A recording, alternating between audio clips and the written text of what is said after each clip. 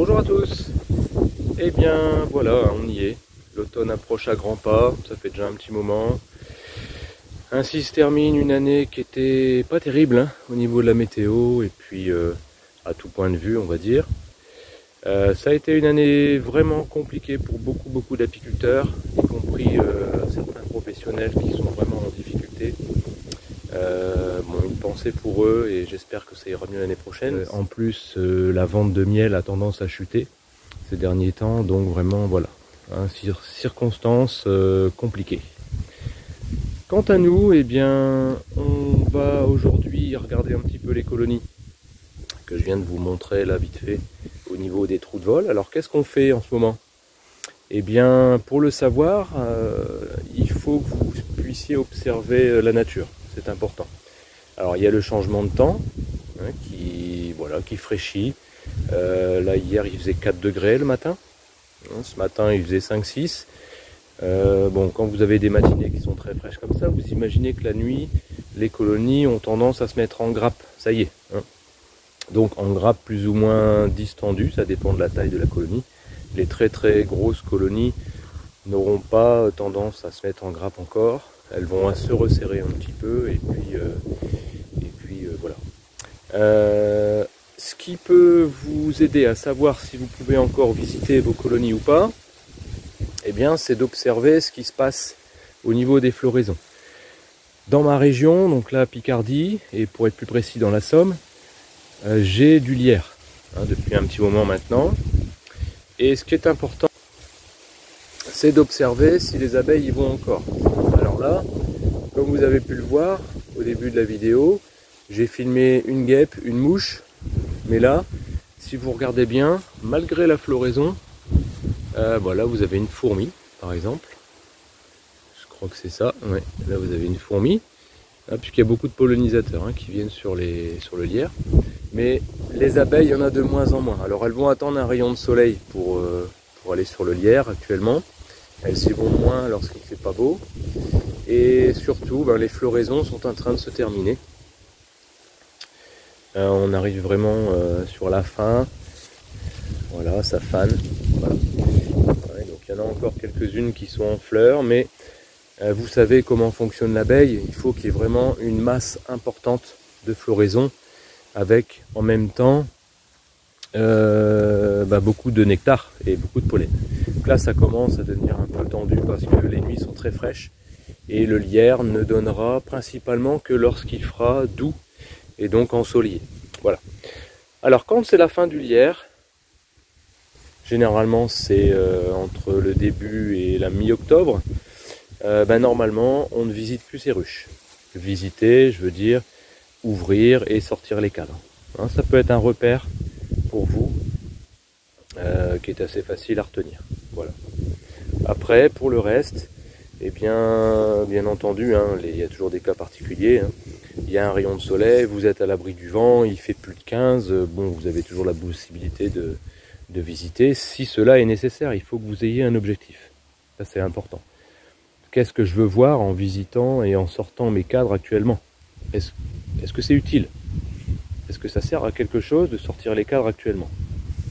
Alors si c'est parce que vous pensez que votre reine est peut-être morte, oui, hein, vous avez un objectif qui est clair, et à la rigueur, vous pouvez très bien la trouver tout de suite, donc sortir un cadre, 2 cadres, et vous la trouvez, et ce sera terminé. Après, sortir tous les cadres, etc., c'est compliqué actuellement, parce que si votre colonie commence à se mettre en grappe, ça devient dangereux de disloquer la grappe même sur 5 ou 10 minutes. Vous avez de fortes chances pour que la grappe mette beaucoup d'heures, voire de jours à se reconstituer comme elle était, peut-être même qu'elle ne se reconstituera pas comme elle était. Voilà. N'oubliez pas que ça engendre toujours un grand stress que de visiter les colonies. Donc là, ce qu'on fait ici sur ce rucher, moi c'est tout simple. On regarde la taille de la grappe hein, ou la taille de la colonie. Alors c'est vrai que c'est bien de regarder la taille de la grappe quand il fait bien froid. Quand elles sont serrées, ça vous donne une idée de ce qui va passer l'hiver. Là, il est encore un peu tôt pour savoir le nombre d'abeilles que vous allez avoir cet hiver, parce qu'il y a encore, dans certaines colonies, des abeilles d'été qui, par manque d'activité, en fait, sont pas encore mortes. Elles vont pas tarder à mourir. Pour certaines colonies, elles sont déjà toutes mortes, mais il y a des colonies qui ont encore leurs abeilles d'été. Et c'est vraiment en novembre qu'on peut être sûr d'avoir que des abeilles d'hiver, et donc on peut être sûr de voir la taille de la colonie qu'on aura pour aller jusqu'au printemps. Voilà. Donc là, on regarde vite fait la taille des colonies. Donc vous allez voir, c'est rapide. Et puis moi, comme je le dis déjà depuis quelques temps, je mets du candy parce qu'il y a le frelon qui est là et ça permet que mes reines en fait continuent à pondre tranquillement. Le candy, je le répète, c'est une petite stimulation qui fait que en fait la reine n'arrête pas de pondre. Elle continue à pondre un tout petit peu, régulièrement, toutes les nuits, tous les jours, jusqu'à ce que vous arrêtiez d'en donner, hein, jusqu'à ce que ce soit la fin de la saison. Voilà, donc moi j'arrête à peu près fin novembre, généralement, quand il n'y a plus du tout de frelons. Tant qu'il y a des frelons, je continue à nourrir. Ça permet de rééquilibrer un petit peu la perte d'abeilles qui ont été attrapées. Voilà. En parallèle, là je vais commencer à piéger pour choper quelques fondatrices au passage. Mais c'est surtout en février que je commence à piéger. Et d'ailleurs cette année ça a très bien fonctionné, ça plus la mauvaise météo, il y a relativement peu de frelons. Eh bien on y va, hein. C'est parti. Alors en cette saison, les abeilles ont tendance à être pas très cool, hein, parce que notamment elles sont pas mal embêtées par le frelon. Alors là, il n'y a pas de frelon à observer pour le moment, c'est plutôt tranquille. Sur ce rucher là, il n'y a pas grand chose, hein. Ils vont plutôt venir quand il y a du soleil.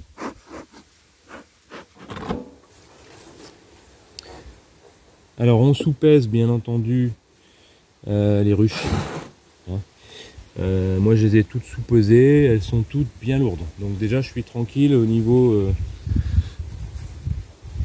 du poids et des réserves, il n'y a pas de souci pour ce rucher.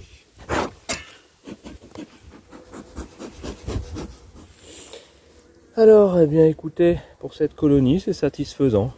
Alors ce qui me satisfait actuellement c'est d'avoir des abeilles jusqu'à la partition. Voilà. Là elles sont bien serrées. Il y a du monde. Alors voilà, hein, je ne sais pas effectivement quelle est la proportion d'abeilles d'été là-dedans, mais en tout cas il y a pas mal d'abeilles. Ça sent fort le lierre, donc vous pouvez pas le sentir, mais moi je le sens très fort. Et puis les réserves sont là, hein. Les cadres sont bien pleins de miel. Voilà, donc on les embête pas plus. On remet le nourrisseur. On enfume de manière à ne pas écraser d'abeilles sur les ponts de cire qu'il y a entre... C'est pour ça qu'il faut faire de la fumée, hein. Il y a des ponts de cire entre le nourrisseur et les cadres. Et on essaye de vraiment remettre le nourrisseur comme il était.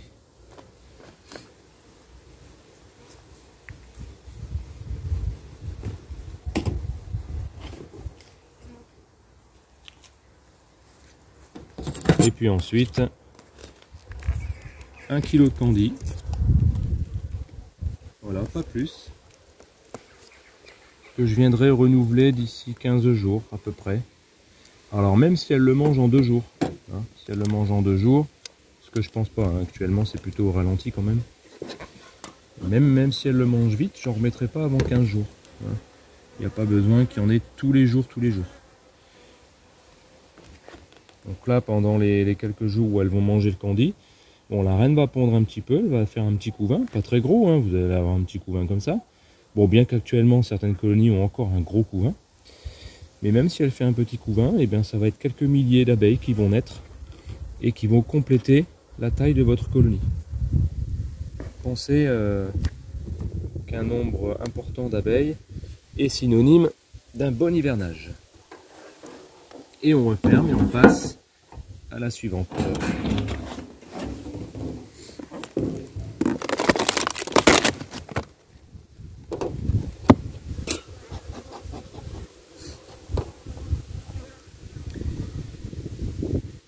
Bon, alors cette colonie a l'air pas mal aussi, hein. Alors la ruche est bien lourde. Ce que je peux essayer de faire si vous voulez, c'est vous montrer un exemple de cadre comme il doit être actuellement.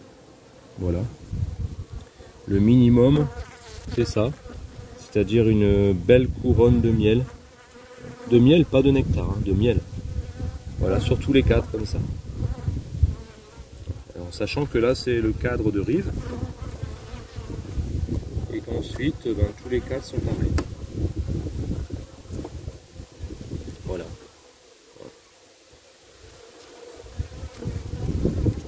Et on les laisse tranquilles, on va pas aller voir plus loin.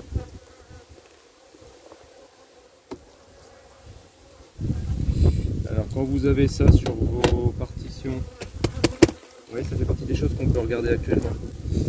Vous avez de la Faustène qui est venue creuser,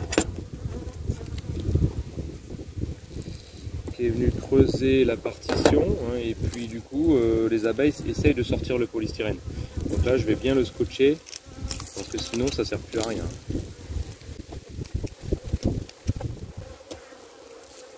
Et voilà, c'est réparé. Je la tourne, je mets ça à l'extérieur.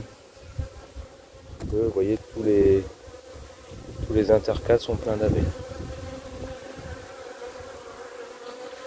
Donc je dirais, voilà ce que vous devez avoir actuellement. Hein. Alors je sais que lorsque vous avez beaucoup de frelons, c'est pas facile. Quand vous avez beaucoup de frelons, il faut vraiment nourrir. Pas au sirop, parce que là actuellement ce serait du sirop lourd. Et le sirop lourd, bah, si vous avez des réserves comme moi là, vous pouvez pas, parce que sinon ça va bloquer la pompe de votre reine. Donc vous n'aurez pas l'effet voulu. Mais au candy. Voilà, on met bien, on emboîte bien le nourrisseur communauté.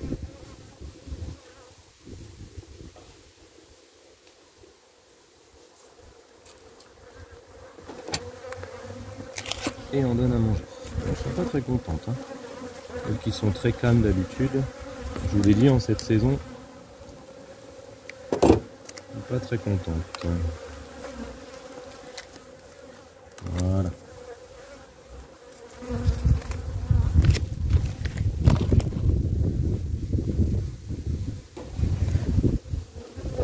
Le temps est à la pluie. Il va pas tarder à pleuvoir. Alors là, j'ai pas d'abeilles dans le nourrisseur. Est-ce que ça veut dire qu'il n'y a pas beaucoup d'abeilles dans ma ruche? On va voir ça.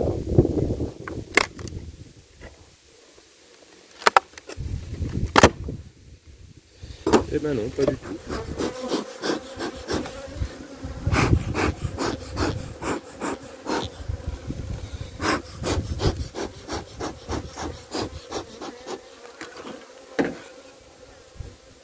Alors qu'est-ce que ça donne ici? Bon là j'ai mis un peu de fumée donc ça les a fait rentrer, mais vous voyez.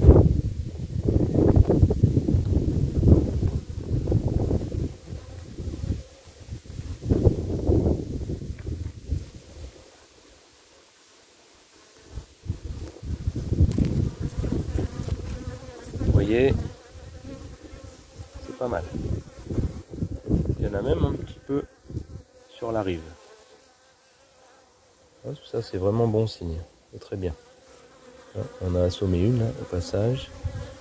Encore une belle colonie. Pas trop de frelons, parce que les frelons s'en prennent au nid de guêpe également. L'année dernière il y avait beaucoup de frelons, il n'y avait pas une seule guêpe. Elles avaient été décimées.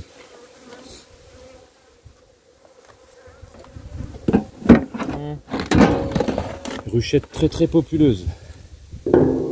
Bien sûr, c'était que les abeilles d'été.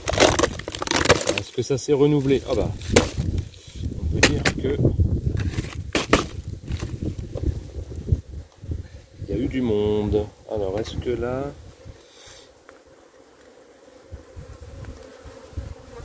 j'ai toujours les abeilles de la deuxième ruche qui sont pas contentes.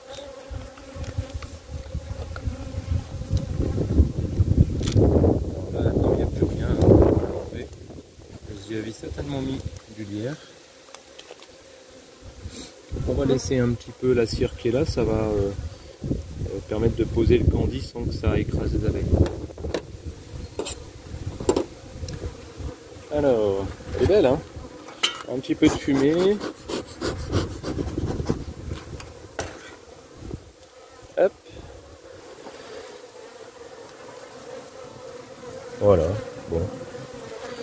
Donc ça remplit l'extérieur d'un côté et l'extérieur aussi de l'autre côté. C'est plutôt très bon signe. Beaucoup de construction. Alors bien sûr on ne gratte plus la tête des cadres actuellement, on laisse tout. Tout a une utilité, tout ce qu'elles ont bâti, la propolis sur le tour, la cire et la propolis sur la tête des cadres, les ponts de cire, tout ça c'est nécessaire à leur déplacement pendant l'hiver, c'est nécessaire pour isoler la ruche des courants d'air, elles ont tout bouché, vous voyez, tout est bien bouché. Et tout ça, on ne l'enlèvera qu'au printemps, lorsqu'on fera une vraie visite. Pas forcément la première visite de printemps, où il fait encore parfois très froid. Et la deuxième ou troisième visite. Ou la première visite, c'est vraiment, il fait déjà très beau. Voilà. J'ai pas envie de les écraser. Voilà. Hop. Et encore faut-il qu'il fasse beau. Au moins là on est sûr qu'il y a une entrée continue. Donc c'est du candy protéiné. Et bien, quatrième colonie qui va très bien. On va aller voir la cinquième et dernière de soucher. Il commence à pleuvoir, donc on va se dépêcher.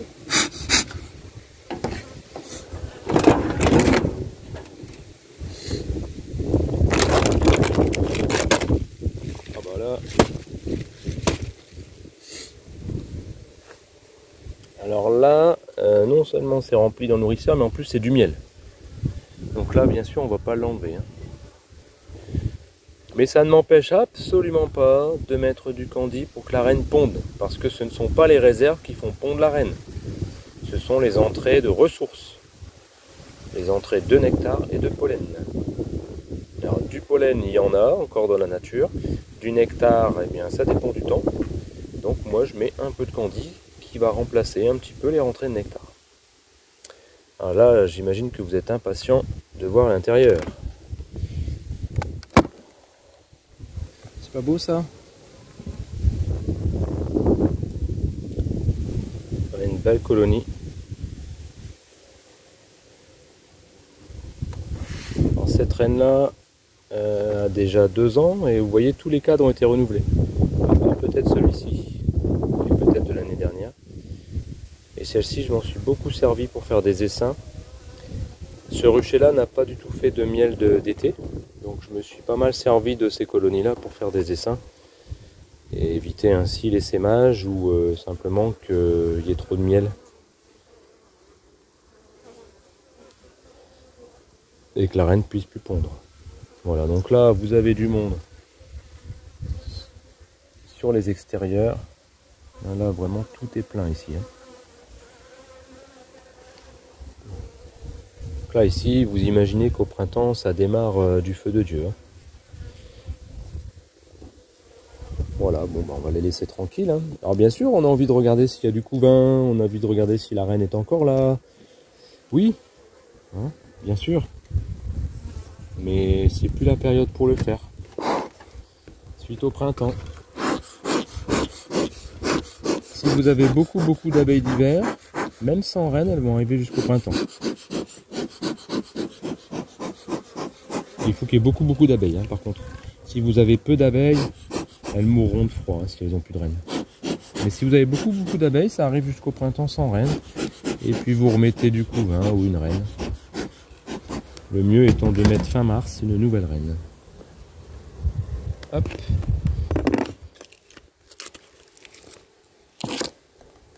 Voilà.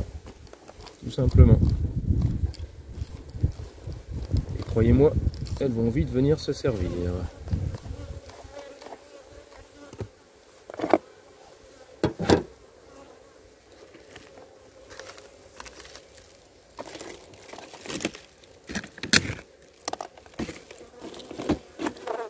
Et voilà, terminé pour aujourd'hui. Donc vous voyez ce que vous pouvez faire actuellement.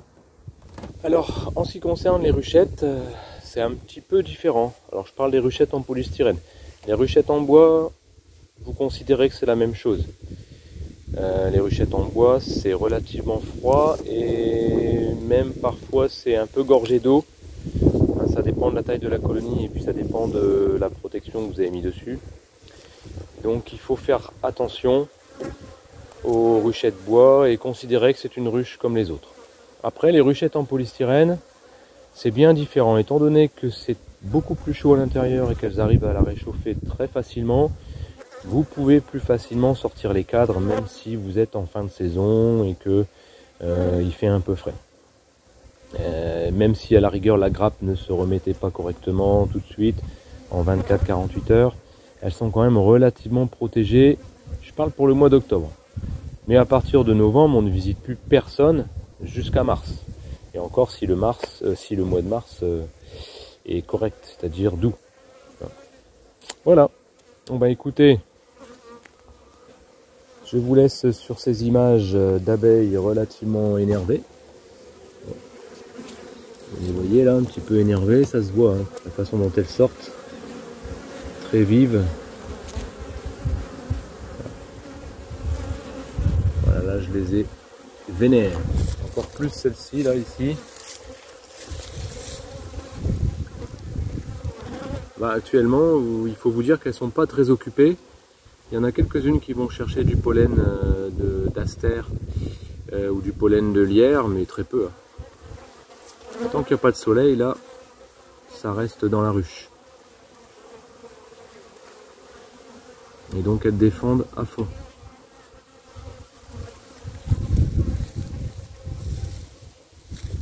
Alors les astères, on m'avait posé la question, c'est ça. Voici un exemple d'astère. Donc ce sont des floraisons tardives. Alors il y a des astères qui fleurissent l'été et il y a même des astères qui fleurissent en novembre. Donc c'est très intéressant. Ça fournit du nectar et beaucoup de pollen. Donc il ne faut pas hésiter à en planter chez vous. Ça pousse très très facilement. Là c'est un jeune plant, hein. Mais dans quelques années il sera bien plus grand. Et c'est très pratique. La sauge aussi. La sauge, très intéressant, et vous avez aussi différentes floraisons. Voilà, elle est sur la fin, mais la sauge, c'est très très utile pour les abeilles également. Allez, je vous dis à la prochaine. Bye.